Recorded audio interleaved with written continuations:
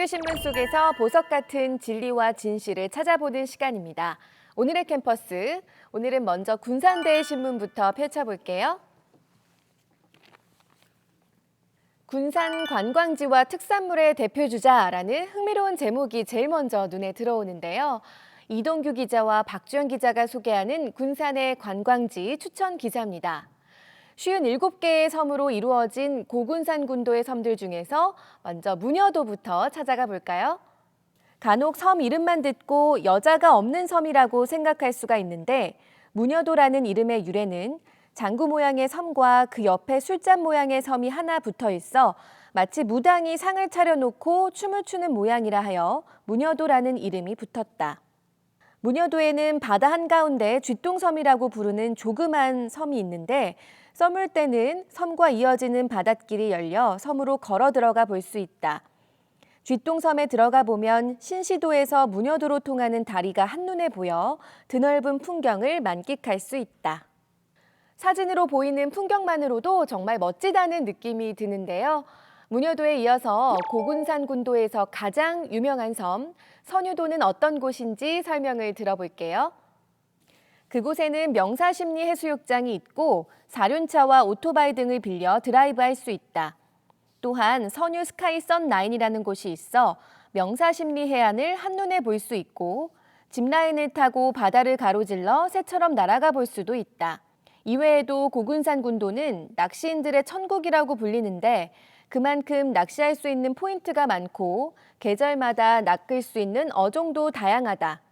군산의 특산물이자 대표적인 먹을거리로는 흰 찰쌀보리와 군산쌀, 박대라고 불리는 생선이 소개되어 있네요. 잠시나마 고군산 군도로 여행을 다녀온 것 같은 기분을 만끽할 수 있었습니다. 그럼 다음 기사로 넘어가 볼게요. 박사랑 선임 기자가 쓴 수면 위로 떠오른 추악한 민낯, 텔레그램 N번방이라는 기사를 보겠습니다. N번방 문제는 오늘의 캠퍼스에서도 많이 읽어드렸지만 색다른 시각이 담겨 있는지 함께 살펴보도록 할게요. N번방 사건은 2019년 9월 익명의 대학생 단체에 추적단 불꽃이 최초로 신고하면서 경찰이 수사에 착수했고 일부 언론에서 다루기 시작하며 알려졌다. 또한 국민일보 기자가 6개월 동안 잠입해 증거 자료를 제출하면서 수사에 더욱 가속화가 붙었다. 현재 N번방의 가입자는 26만 명에 달하는 것으로 추정되며 군인, 사회공익요원 등이 포함돼 더욱 큰 충격을 안겨주고 있다. 경찰이 수사를 진행함에 따라 이에 대한 죄책감과 두려움에 자살을 하는 N번방 가입자가 늘고 있는 반면 이미 유통됐던 성 착취물을 재공유하는 유사 N번방은 여전히 운영되고 있어 피해자들의 신상과 촬영물들이 계속해서 노출될 수 있다는 우려의 목소리가 이어지고 있다. 2년 만에 수면 위로 떠오른 텔레그램 N번방 사건은 사회의 추악한 민낯을 들췄다고 해도 과언이 아니다. 하루에도 셀 수 없이 업로드되는 음란물과 불법 촬영물은 결국 피해자들을 성노예로 전락시킬 뿐이다. 경찰은 하루빨리 가해자들을 검거해 엄중히 처벌하고 국민들은 이 사건에 대해 지속해서 관심을 가져 2차 피해를 막아야 할 것이다. 이어서 살펴볼 기사는 건태환 기자가 쓴 다시 불어온 닌텐도 열풍, 이유는 무엇일까?입니다.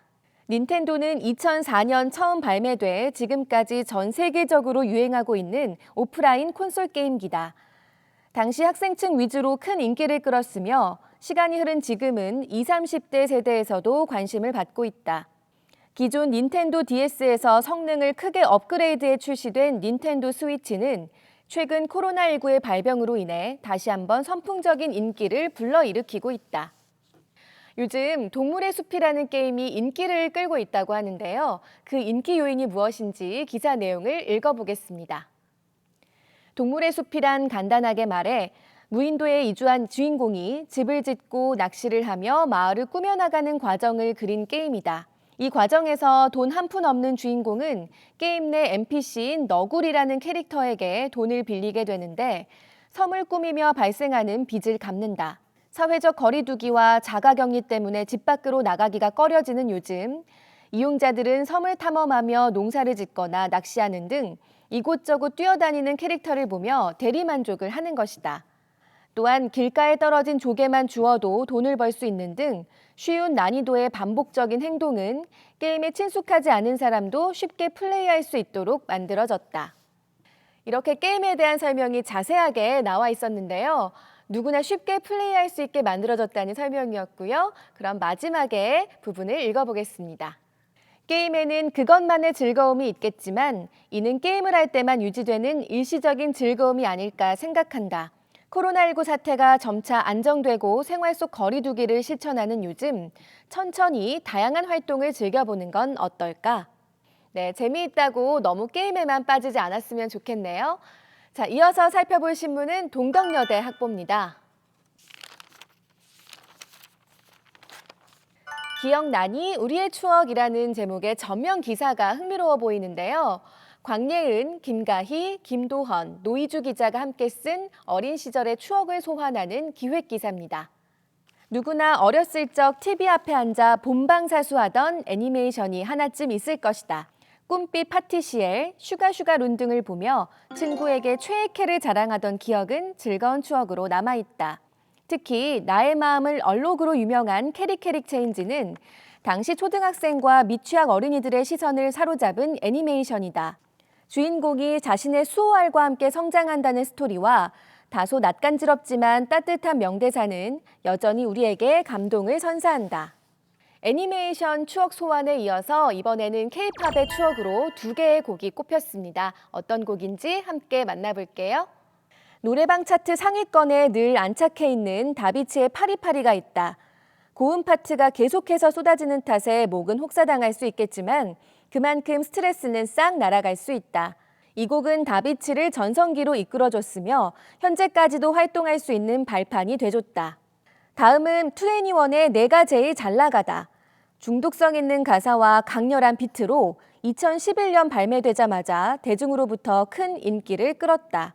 노래 제목과 어울리는 화려한 퍼포먼스도 함께 화제되며 전 국민을 사로잡았다. 선정된 2곡에 대해서 여러분도 동의하시나요? 자, 이어서 소환되는 추억은 SNS 흑역사에 대한 추억인데요. 지금은 사라진 추억 속의 SNS는 어떤 것들이 있었는지 함께 떠올려 보겠습니다. 한때 국민의 절반이 이용할 정도로 큰 인기를 끌었던 싸이월드. 싸이 좀 해봤다는 사람 중에 사이버머니 도토리를 충전해보지 않은 사람은 없을 것이다. 미니 홈페이지 배경을 꾸미기 위해선 개성 있는 스킨과 내 감정을 대신해줄 BGM이 필요했기 때문이다. 다이어리엔 일촌을 맺은 친구들과 함께 찍은 셀카를 스티커로 꾸며 올렸고 퍼가요라는 댓글과 함께 감성에 젖은 인터넷 소설 대사를 내 미니홈피로 스크랩해오기도 했다. 다음으로 카카오 스토리가 있다. 카스는 초중생 사이에서 유행했는데 이곳에선 철진한 싸이 감성 글귀와 사진이 여전히 인기였다. 더불어 카스에는 사람을 태그하는 필독 기능과 멋져요, 슬퍼요와 같은 느낌을 남길 수 있는 기능이 존재했다. 학생들 사이에서는 이 기능을 이용한 공개 고백글이나 자신을 소개하는 자문자답글이 유행하곤 했다. 옛날 생각이 새록새록 떠오르는 분들 있으실 것 같은데요. 자, 이번에는 추억의 게임들을 소환해 볼게요. 어린이들의 감성을 자극하는 애니메이션과 함께 등장한 슈게임은 그 시절 대세 게임으로 통했다. 특히 슈의 라면 가게는 친구들 사이에서 누가 더 라면을 많이 파는지 치열한 경쟁이 붙기도 할 만큼 중독성 있는 게임이었다. 다양한 동물을 양육하며 농장을 키워나가는 동물농장 역시 우리가 즐겨했던 게임 중 하나다. 마을을 공격하는 나박무리를 물리치거나 침몰한 여객선에서 동물을 구출하는 등 미니게임을 통해 포인트를 모으는 것도 색다른 묘미였다. 뭉게뭉게 왕국을 탐험하거나 크라라와 함께 이상한 방을 탈출하는 게임에선 묘한 공포감을 느끼기도 했다. 이어서 살펴볼 기사는 정채원 기자가 쓴 가성비 넘치는 구독 경제를 누려보세요입니다. 구독 경제라는 단어를 들어본 적 있는가?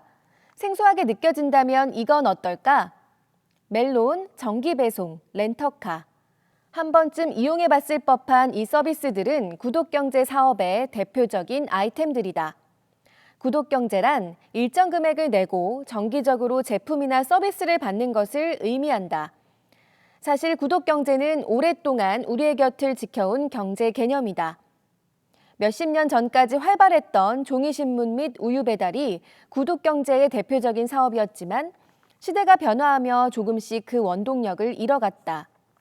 그러던 중 새로운 산업에 구독 경제가 결합된 상품들이 소비자의 마음을 사로잡으면서 구독 경제는 현대 시대에 빼놓을 수 없는 중요한 마케팅으로 다시 자리 잡았다. 매달 혹은 몇 개월에 한 번씩 정기적으로 소비하는 것들을 구독 경제라고 하는군요. 새로운 용어를 또 하나 배우게 됐네요.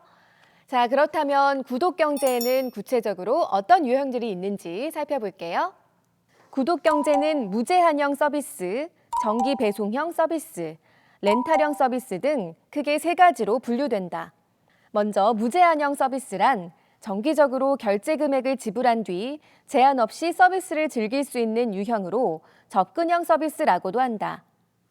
무제한형 서비스는 여가생활 관련 산업에 많이 적용되는 모델로 음악 스트리밍 서비스, OTT 및 동영상 스트리밍 서비스, 정기 결제형 도서관 서비스 등이 대표적이다. 정기 배송형 서비스는 특정 제품을 지정한 날짜에 정기적으로 배송해주는 서비스를 의미하며 보충형 서비스라고도 불린다. 대표적인 예시로는 신문 및 우유 배달, 소셜 커머스의 생필품 정기 배송 등이 있다. 마지막으로 렌탈형 서비스는 일정액을 지불하면 구독 기간 동안 제품을 내 것처럼 사용할 수 있는 서비스로 렌터카, 주택 임대, 가전 및 가구 렌탈 등이 있다. 이제 어떤 제품과 서비스를 가리키는 말인지 확실히 이해가 되네요. 최근 이 구독 경제의 규모가 점점 더 커지고 있다고 하는데요. 그 이유는 뭘까요? 대중의 합리적 소비 성향이 높아졌기 때문이다. 소비자들에게 구독 경제가 합리적인 선택으로 다가오는 이유는 저렴한 가격으로 다양한 서비스를 즐길 수 있어 경제적인 이득을 취할 수 있다고 생각하기 때문이다. 또한 주요 소비자층이 밀레니얼 세대로 바뀌면서 소비 트렌드의 변화가 일었다는 점도 한몫했다. 밀레니얼 세대는 무조건 소유하는 것보다 다양한 서비스를 경험하는 게 더 가치 있다는 인식이 강하다.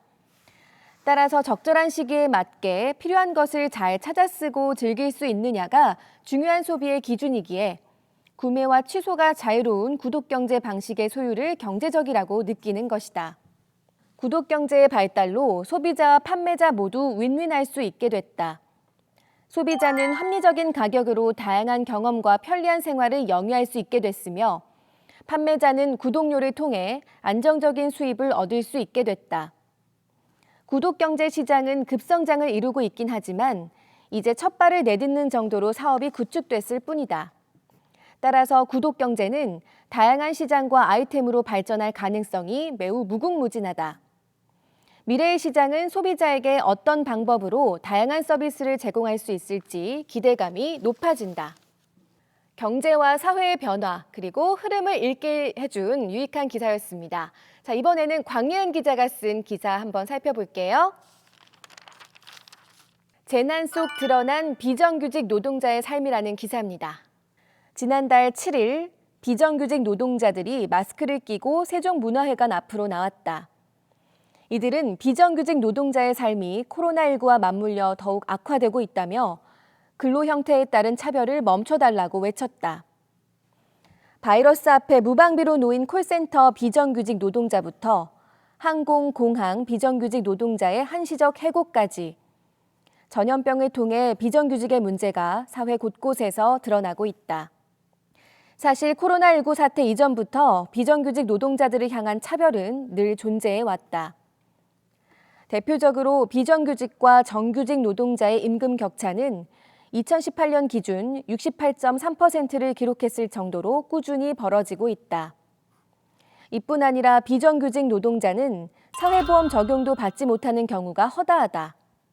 지난해 정규직 노동자의 사회보험 가입률은 약 90%인 반면 비정규직 노동자의 가입률은 30-40%에 그쳤다.